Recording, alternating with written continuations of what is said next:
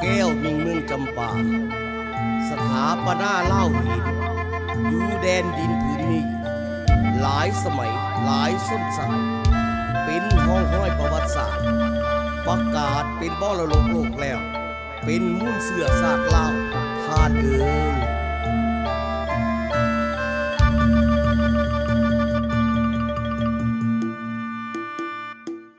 พื้นแผ่นดินคำงามล้ำสุดพันละนาจำปาสักแดนดอกจำปางามล้ำคาปูสนิยาสถานปราสาทหินวัดภูตั้งตะงา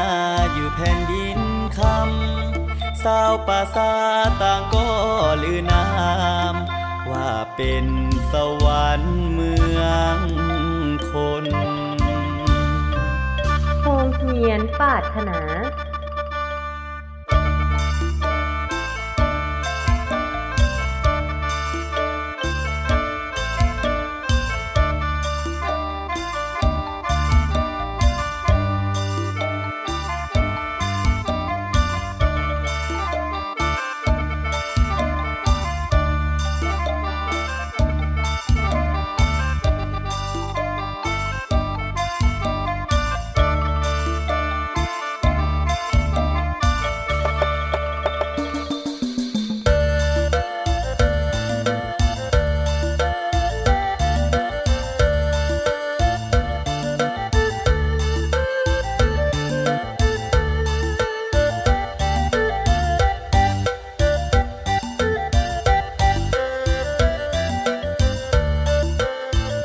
โฮงเฮียนปรารถนาหอดมืองามยามดีเดือนสามเพ็ง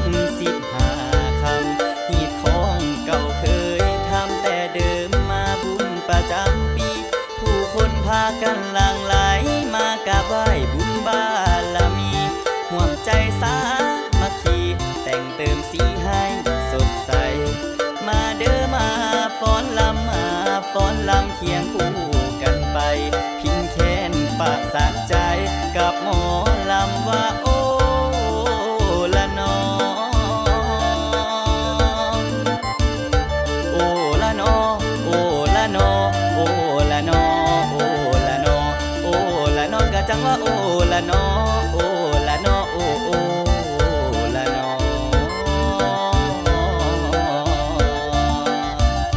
แค้นยาวบอกองเซิงบอพินหาวนอ